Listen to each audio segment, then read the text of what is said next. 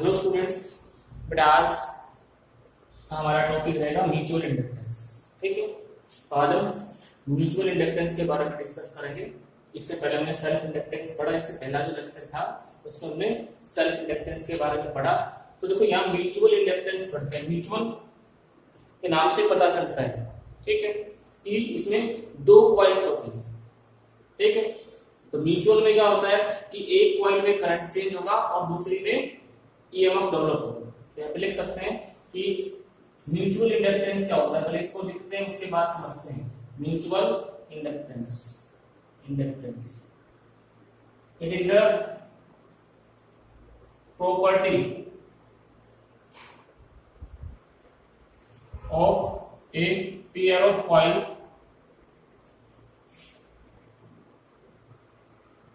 due to which current changes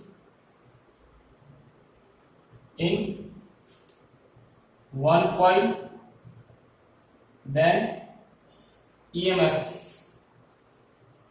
developed in neighbor coil। ठीक है, ये प्रॉपर्टी क्या कहलाती है?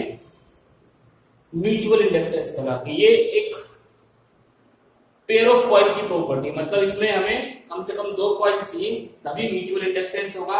अगर सिंगल कॉइल है तो उसमें सेल्फ इंडक्टेंस होता है। ठीक है, सेल्फ इंडक्टेंस भी क्या करती है? अपोज करती है। और म्यूचुअल इंडक्टेंस भी क्या करती है? अपोज करती है। जैसे कैसे? मान लो हमारे पास दो कॉइल है,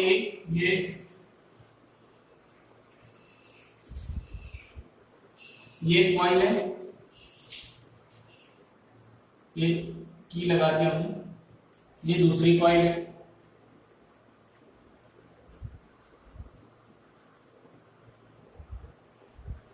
गैल्वेनोमीटर यहाँ कनेक्ट कर दिया। तो यहां से जब इस की को टेप करेंगे, ठीक है, तो इसके अंदर क्या होगा? इसके अंदर करंट इंक्रीज होगा और करंट धीरे धीरे इंक्रीज होगा। जीरो से मैक्सिमम पहुंचने में कुछ टाइम लेगा। क्यों टाइम लेगा? क्योंकि ऐसे सर्किट कैसे होते हैं? ट्रांजिट सर्किट होते हैं। इसमें सेल्फ इंडक्टेंस होगी और सेल्फ इंडक्टेंस के कारण जो करंट होगा वो धीरे धीरे जीरो से मैक्सिमम पहुंचेगा। तो यहाँ इसके अंदर फ्लक्स बढ़ेगा। जब वो फ्लक्स इस तरह से बढ़ेगा तो फ्लक्स इस कॉइल के अंदर से भी चेंज होगा इस तरह से।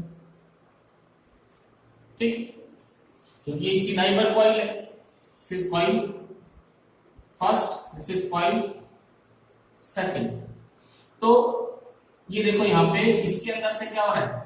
फ्लक्स बढ़ रहा है क्योंकि इसके अंदर करंट चेंज हो रहा है। और इसके अंदर क्या डेवलप होगी? ईएमएफ। तो इसके अंदर जो ईएमएफ डेवलप होगी वो चेंज इन करंट को क्या करेगी? अपोज करेगी। वो इस चेंज इन करंट को क्या करेगी? अपोज करेगी। ये प्रॉपर्टी क्या कहलाती है? म्यूचुअल इंडक्टेंस कहलाती है। क्या कहलाती है? Mutual inductance. मतलब एक कॉइल में करंट चेंज होगा और दूसरी में एक ईएमएफ डेवलप होगी। इसमें हम देखेंगे यहाँ पे करंट फ्लो करना स्टार्ट करता है और वो जो ईएमएफ इसके अंदर डेवलप होगी वो इस कॉइल के अंदर जो करंट में चेंज आ रहा है उसको अपोज करेगी। उसको क्या करेगी? अपोज करेगी। That is mutual inductance. क्या कहलाती है? म्यूचुअल इंडक्टेंस कहलाती है। ठीक है, तो देखो म्यूचुअल इंडक्टेंस हम कैसे लिख सकते हैं? It is found that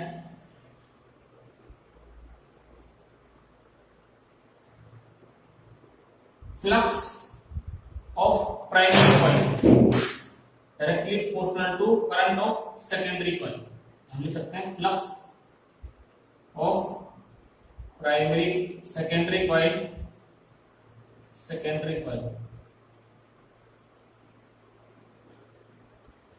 directly proportional to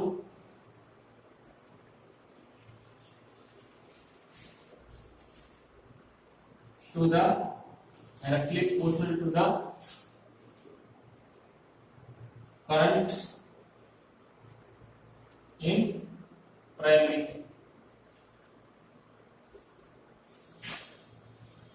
यानी कि इसका जो फ्लक्स है वो किसके डायरेक्टली प्रोपोर्शनल होगा? इसके करंट। इसका जो फ्लक्स है वो इसके, तो इसका जो फ्लक्स है वो इसके करंट के डायरेक्टली प्रोपोर्शनल होगा। इसमें करंट बढ़ेगा उतना इसमें फ्लक्स बढ़ेगा। ठीक है, जनरली इसको ऐसे लिख देते हैं, phi directly proportional to I और phi is equal to M into I. M क्या है यहाँ पे, where M is coefficient of mutual inductance, mutual inductance, ये कोएफिशिएंट ऑफ म्यूचुअल इंडक्टेंस। ठीक है, एक कॉइल के अंदर हम करंट को चेंज करवाएंगे और उसके पास रखी हुई कॉइल में एक ईएमएफ डेवलप हो जाएगा। ये प्रॉपर्टी क्या कहलाती है, म्यूचुअल इंडक्टेंस कहलाती है। क्या कहलाती है, म्यूचुअल इंडक्टेंस। ठीक है, अब यहाँ पे देखो बेटा, म्यूचुअल इंडक्टेंस की ऐसा यूनिट क्या होती है, ऐसा यूनिट ऑफ म्यूचुअल इंडक्टेंस। तो म्यूचुअल इंडक्टेंस की ऐसा यूनिट भी हेनरी होती है। हेनरी एच से डिनोट करते हैं। सेल्फ इंडक्टेंस और म्यूचुअल इंडक्टेंस की यूनिट सेम होती है, क्योंकि दोनों ही क्या करती है, अपोज करती है। एक पेयर में अपोज करती है और एक सिंगल कॉइल में अपोज करती है। ठीक है, तो इसकी यूनिट भी क्या होती है, हेनरी होती है।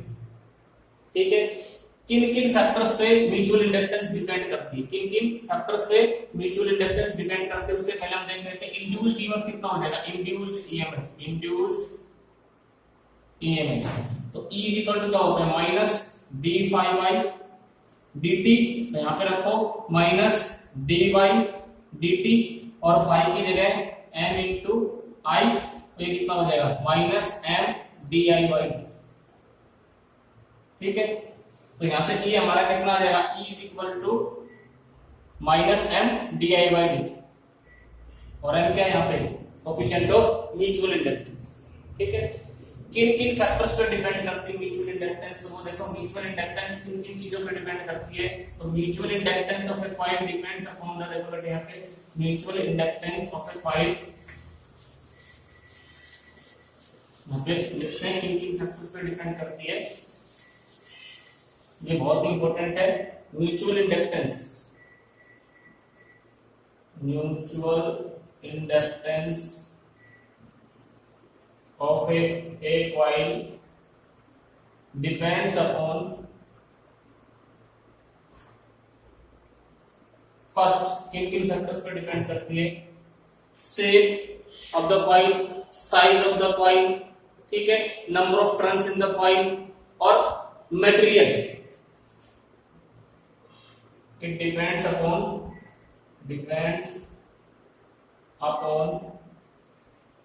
shape, size,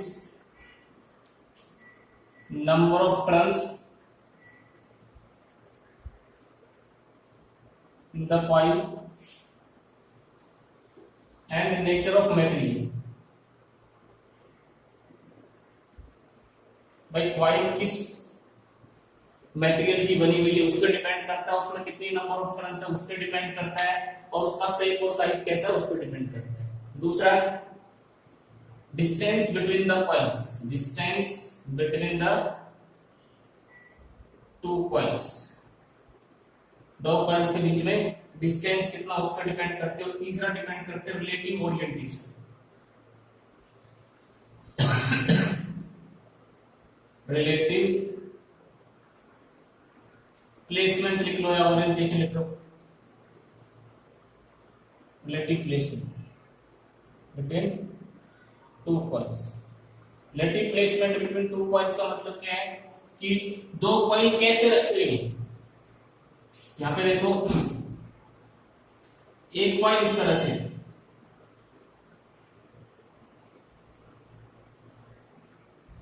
ठीक है, और दूसरी कॉइल भी इसी के ऊपर इस तरह से लिपटी हुई है। ठीक है, एक तो ये हो गई, और एक कॉइल इस तरह से रखी हुई है, दूसरी कॉइल हमने ऐसे रख दी इसके पास, और तीसरा ये हो सकता है एक कॉइल ऐसे हमारे पास, ठीक है, और एक कॉइल ऐसे हमारे पास। ये तीन तरीकों से हम कॉइल्स को रख सकते हैं। इसमें जो कपलिंग कांस्टेंट होता है, कपलिंग कांस्टेंट के की वैल्यू इसमें मैक्सिमम होती है। इसमें कपलिंग मैक्सिमम होगी, जितना फ्लक्स फर्स्ट के साथ रिलेटेड होगा उतना ही सेकंड के साथ। इसमें के की वैल्यू क्या होती है, कपलिंग की के इज मिनिमम, कपलिंग कांस्टेंट क्या होता है, मिनिमम। ठीक है, इसके अंदर से फ्लक्स इस तरह से चेंज होगा, ठीक है, तो इसके अंदर से फ्लक्स नहीं जाएगी। ठीक है, इसमें इससे ज्यादा होती है और इससे कम होती है और इससे ज्यादा होती है। इसमें फ्लक्स इस तरह से, इसमें कपलिंग इस तरह से होती है। ठीक है, यहाँ के की वैल्यू मैक्सिमम होती है, यहाँ के की वैल्यू मिनिमम होती है, और ये के की वैल्यू इंटरमीडिएट होती है, इससे कम होती है लेकिन इससे ज्यादा होती है। ठीक है, तो इस तरह की तीन रिलेटिव ओरिएंटेशन हो सकती है कि मैक्सिमम होता है कपलिंग कांस्टेंट, और कपलिंग कांस्टेंट कैसे निकालते हैं, कपलिंग कांस्टेंट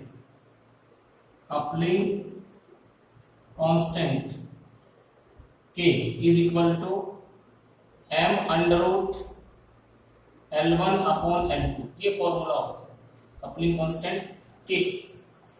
M क्या है, दो कॉइल्स के बीच का म्यूचुअल इंडक्टेंस है, और L1 L2 क्या है, self inductance of primary and secondary coil. L1 and L2 self inductance of primary and secondary coil, and secondary primary coil और सेकेंडरी कॉइल का, तो ये की वैल्यू निकालने का फॉर्मूला होता है। ठीक है, दिस इज म्यूचुअल इंडक्टेंस। ये क्या होता है, म्यूचुअल इंडक्टेंस।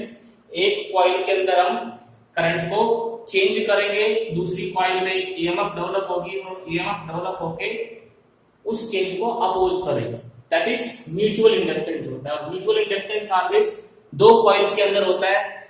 जब दो कॉइल्स होंगी तो उनमें इंडिविजुअल में सेल्फ इंडक्टेंस भी होगा और म्यूचुअल इंडक्टेंस भी होगा। ठीक है, लेकिन सिंगल कॉइल में सेल्फ इंडक्टेंस होता है। ठीक है बेटा, ये हमारे पास म्यूचुअल इंडक्टेंस आ गया। अब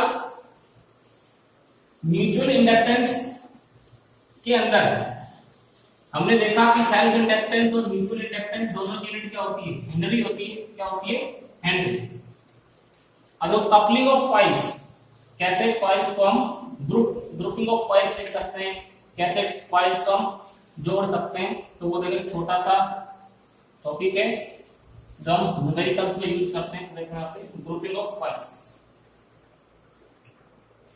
ग्रुपिंग ऑफ कॉइल्स।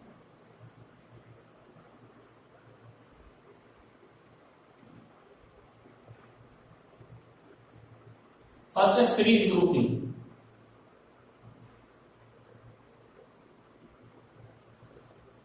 ये मान लो हमारे पास बहुत सारी कॉइल और सीरीज में जुड़ी है। ये एक कॉइल, ये दूसरी कॉइल, ये तीसरी कॉइल, इस तरह से हमारे पास n कॉइल जुड़ी हुई है। ठीक है, और इसके बीच में हमने ईएमएफ E लगा रखा है वोल्टेज, इसकी सेल्फ इंडक्टेंस L1, इसकी L2, इसकी L3। तो टोटल जो ईएमएफ, यहाँ भी कुछ ईएमएफ ड्रॉप होगा, E1 यहाँ कितना होगा, E2 यहाँ पे कितना जनरेट होगा, ये मान लो E है लास्ट में, हम लिख सकते हैं टोटल इसके बराबर आएगा E1 plus E2 plus dot dot dot En। अब E देखो किसके बराबर होता है, क्योंकि करंट तो सेम फ्लो करेगा तीनों कॉइल इसमें सीरीज में, तो करंट सेम रहेगा और rate of change of current क्या रहेगा, सेम। तो E किसके बराबर होता है, E इज इक्वल टू हमने देखा है माइनस L di/dt, होता है कि नहीं होता। ठीक है, तो ये सीरीज है, तो हमने लिख दिया यहाँ पे Ls di/dt माइनस का इसकी self inductance L1 di/dt minus का minus L2 di/dt minus Ln di/dt। अब इसमें क्या आ जाएगा, माइनस से माइनस कैंसिल आउट हो जाएगा, d I by d T सभी का कॉमन आके क्या हो जाएगा, कैंसिल आउट।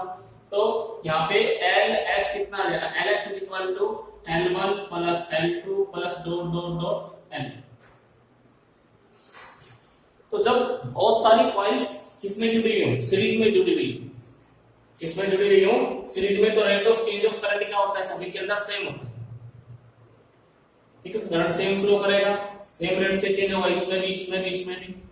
तो टोटल जो सेल्फ इंडक्टेंस है कितना आ जाएगा, Ls is equal to L1 plus L2 dot dot dot Ln। जैसे रेजिस्टेंस जुड़ते हैं उसी तरह से इनकी सेल्फ इंडक्टेंस जुड़ती है। पैरेलल ग्रुपिंग देखो, पैरेलल ग्रुपिंग,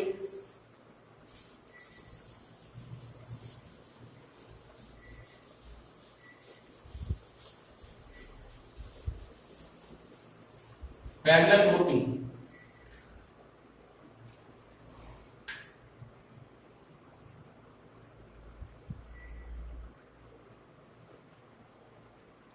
पैरेलल ग्रुपिंग।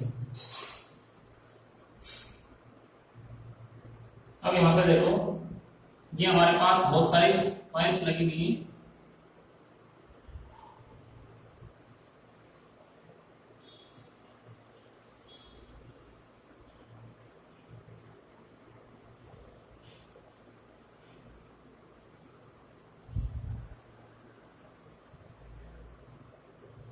ये इस तरह से पैरेलल में, यहाँ पे हमने ईएमएफ लगाया दो पॉइंट्स के बीच में।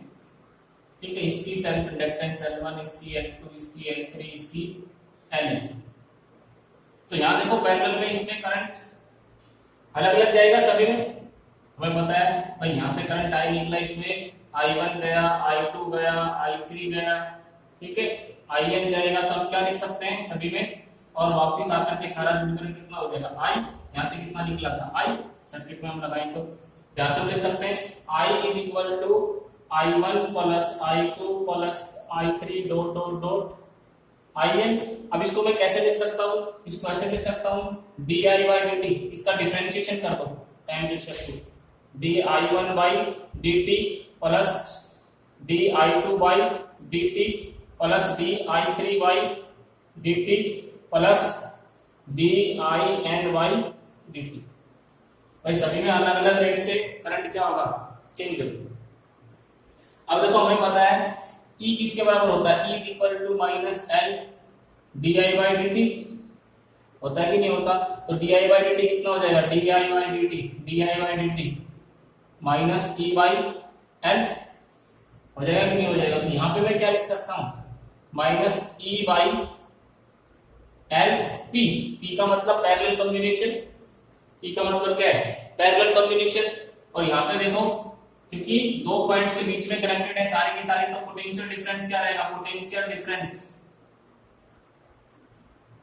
Is same across each coil, parallel में कनेक्टेड है। तो यहाँ कितना आ गया, ई बाई एल पी, इसी का देखो इसमें कितना आ जाएगा, minus E by L1 minus E by L2 minus E by L3 minus E by Ln, इसमें रखें तो पोटेंशियल डिफरेंस तो क्या होगा, सेम होगा क्योंकि पैरेलल में कनेक्टेड है। ये सभी कैंसिल आउट हो जाएगा, तो कितना आ जाएगा, 1 by LP is equal to 1 by L1 plus 1 by L2 plus 1 by L3 dot dot dot minus आकर और ई कॉमन आकर क्या हो जाएगा, कैंसिल आउट। तो ये फॉर्मूला होता है जब भी कॉइल हमें किसमें कनेक्टेड मिलेंगी, पैरेलल में कनेक्टेड मिलेंगी, तो उनका जो टोटल सेल्फ इंडक्टेंस कैसे जोड़ेंगे, 1 by LP is equal to 1 by L1 1 by L2, ये क्या है, equivalent self inductance in parallel. ठीक है, equivalent self inductance in parallel. तो ये हमारे पास पैरेलल ग्रुपिंग हो गया। ये बेटा सिर्फ न्यूमेरिकल्स में काम आता है, इसलिए मैंने बिल्कुल शॉर्ट में बताया तुम्हें। ठीक है, तो ये फॉर्मूले हमें अच्छे से याद होने चाहिए, कैसे पैरेलल में और कैसे इनको सीरीज में ग्रुपिंग करते हैं। अब देखो यहाँ पे हम निकालते हैं लास्ट में mutual inductance of two coaxial solenoids, mutual inductance of two coaxial solenoids. और ये कई बार एग्जाम में पूछा गया है, इंपॉर्टेंट टॉपिक है, तो बेटा इसको अच्छे से हम देखेंगे। यहाँ पे देखो, mutual inductance, mutual inductance of two coaxial सोलेनोइड्स।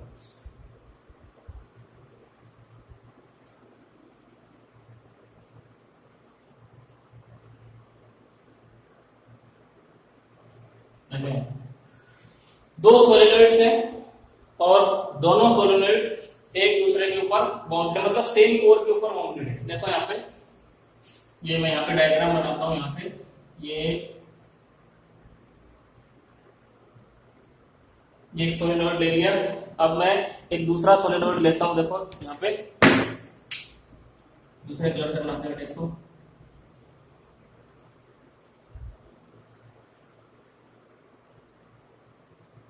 ठीक है, दो सोलेनोइड हमने ले ली। ठीक है, यहाँ पे देखो, इसमें मान लो I1 करंट जा रहा है, इसमें I2 करंट जा रहा है। इसमें कितना आएगा? I2, इसमें I1। इसको हमने नाम दे दिया S1 और इसको नाम दे दिया S2। ठीक है, दो सोलेनोइड्स है और सेम कोर के ऊपर बाउंडेड है। तो यहाँ पे पहले लेते हैं, let us consider two coaxial solenoid, coaxial solenoids bounded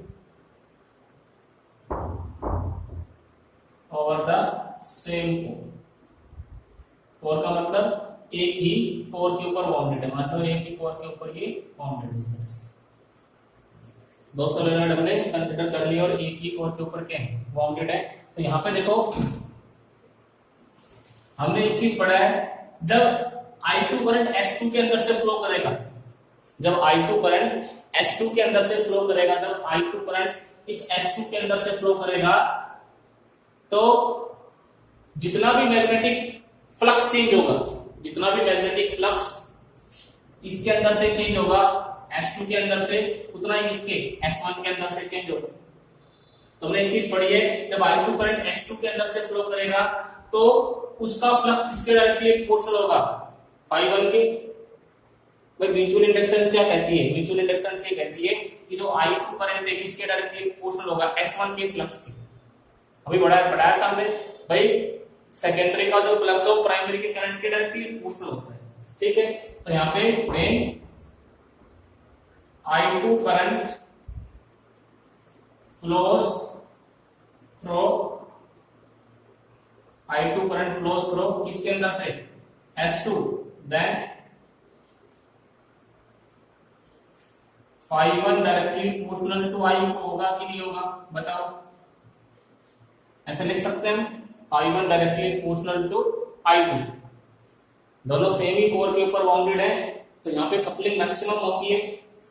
Phi1 directly proportional to I2 और Phi1 हम क्या लिख सकते हैं? Phi1 is equal to M12 into I2, where M12 के coefficient of mutual inductance, coefficient of mutual inductance S1 with respect to S2। ठीक है, S1 का S2 के respect to coefficient of mutual inductance. ठीक है, ये हमारे पास आ गया। इसको इक्वेशन नंबर फर्स्ट डाल दें। अब देखो, एक तो ये तरीका है हमें किसका निकालने का? फ्लक्स निकालने का, Phi1 निकालने का। एक Phi1 हम कैसे निकाल सकते हैं? यहां पे लिख सकते हैं, सो मैग्नेटिक फील्ड, मैग्नेटिक फील्ड, क्योंकि I2 करंट फ्लो कर रहा है और I2 करंट किसके अंदर से फ्लो करेगा? S2 के अंदर से फ्लो करेगा। So magnetic field due to solenoid S2, कितना मैग्नेटिक फील्ड? B2 कितना? μ2 n2 n2 के number of turns per unit length in solenoid s2 और दिस इज I2। अभी सारा का सारा मैग्नेटिक फील्ड कौन प्रोड्यूस कर रहा है? ये सारा मैग्नेटिक फील्ड कौन प्रोड्यूस कर रहा है? करंट किसमें फ्लो कर रहा है? S2 के अंदर फ्लो कर रहा है। किसके अंदर फ्लो कर रहा है? S2 के अंदर। ठीक है, अब S1 जो है इसी के ऊपर बाउंडेड है। S1 जो है इसी के ऊपर बाउंडेड है, सेम कोर के ऊपर। So magnetic flux linked with S1 due to current I2 in S2 कितना आएगा? This is phi1।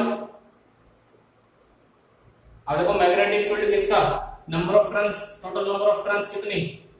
N1 किसके अंदर? S1 के अंदर। और मैग्नेटिक फील्ड कितना? B2, क्योंकि जितना S2 के अंदर मैग्नेटिक फील्ड है वो S1 के अंदर से भी चेंज होगा, S1 के अंदर से भी पास होगा। और इनटू T तो वैल्यू phi1 कितना आ गया? N1। B2 की वैल्यू म्यू नॉट, इसको हम क्या लिख सकते हैं? N2 by N लिख सकता हूं इसको, N2 by N। ठीक है, और यहां पे देखो ये I2 इंटू A1। अब यहां से देखो phi1 is equal to equation number first का यूज करो, use equation number first, use equation number first का यूज करें तो phi को हमने म्यूचुअल इंडक्टेंस से, this is M12 into I2 is equal to N1 mu not N2 I2 A1 divided by N। तो I2 से I2 क्या हो गया? Cancel out. I2 से I2 क्या हो गया? Cancel out. और M12 कितना आ गया? M12 हमारे पास आ गया N1 mu not N2 A1 bye N। ठीक है, ये आ गया हमारे पास coefficient of mutual inductance S1 with respect to S2। S1 with respect to, ये लिखा था हमने S1 with respect to S2। अब जब हम ये देखते हैं कि I1 करंट जब S1 के अंदर से फ्लो करेगा, I1 करंट S1 के अंदर से फ्लो करेगा तो म्यूचुअल इंडक्टेंस कितना होगा? तो हम दूसरा निकालते हैं, वो निकाल करके देखते हैं। When I1 current flows through, इसके अंदर से flows through S1, then magnetic flux of S2 कितना? phi2 directly proportional to I1, ये लिखा था। सेकेंडरी का करंट प्राइमरी के फ्लक्स के डायरेक्टली प्रोपोर्शनल होता है। तो phi2 इज इक्वल टू हमने लिख दिया M21 I1, where M21 is the coefficient of mutual inductance, coefficient of mutual inductance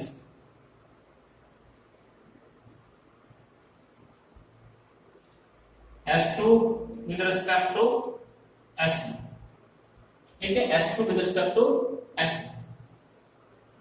इसको इक्वेशन नंबर, इसको नाम दे दो सेकंड, इसको नाम दे दो थर्ड। ठीक है, अब ये जितना करंट किसके अंदर से फ्लो कर रहा है? I1 के अंदर से फ्लो कर रहा है। तो I1 करंट के कारण कितना मैग्नेटिक फील्ड प्रोड्यूस करेगा? S1 solenoid. So magnetic field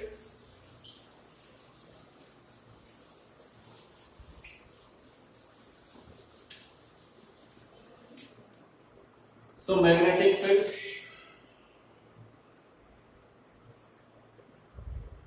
due to current I1, तो S1 सोलेनॉइड कितना मैग्नेटिक फील्ड प्रोड्यूस करेगा? This is B1 is equal to mu not N1 I1, यही होता है mu not Ni, number of turns per length in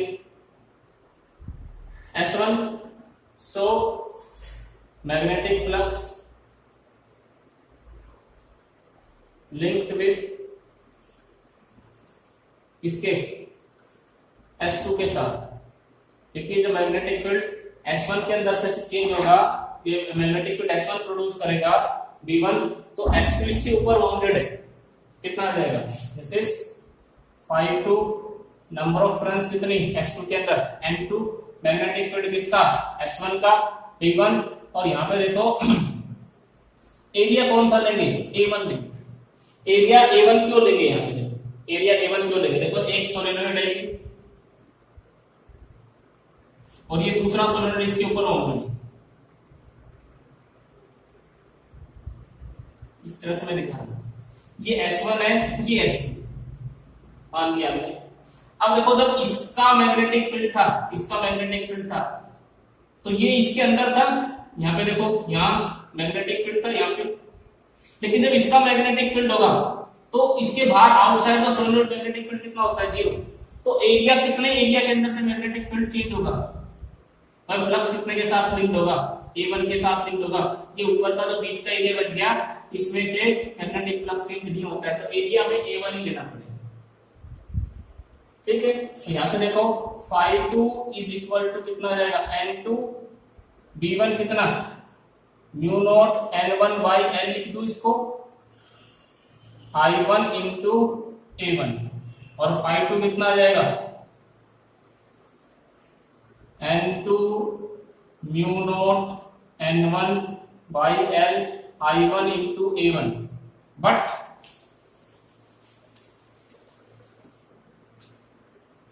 use equation 3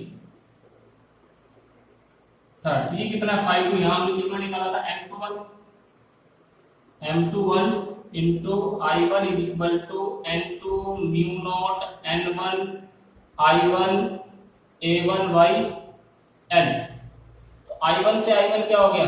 cancel out. M21 कितना? N2 mu not N1 A1 by L. और ये किसके बराबर था? देखो M12 कितना ही था?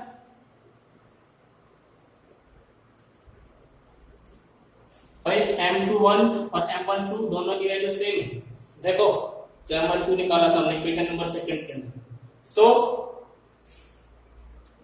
M12 is equal to M21 is equal to mutual inductance. चाहे M1 with respect to M2 निकालो या M2 with respect to M1 निकालो, म्यूचुअल इंडक्टेंस सेम आएगी.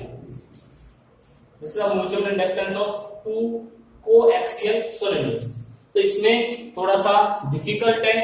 एक बार फ्लक्स किससे निकालना पड़ेगा? एक बार फ्लक्स हमें किससे निकालना पड़ेगा? म्यूचुअल इंडक्टेंस से निकालना पड़ेगा. और एक बार फ्लक्स हमें मैग्नेटिक फील्ड से निकालना पड़ेगा. लेकिन इसमें दो चीजें सबसे ज्यादा इंपॉर्टेंट क्या है कि सेकेंडरी का करंट प्राइमरी के डायरेक्टली प्रोपोर्शनल होता है.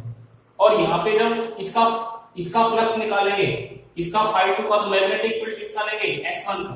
मैग्नेटिक फील्ड किसका लेंगे? S1 का. और जब यहाँ ∅1 निकालेंगे तो मैग्नेटिक फील्ड किसका लेंगे? S2 का लेंगे. ठीक है. और दोनों में एरिया क्योंकि अंदर वाले का एरिया आएगा, जो इनर सोलेनोइड होता है S1 जो है इनर सोलेनोइड है, उसी का एरिया आएगा.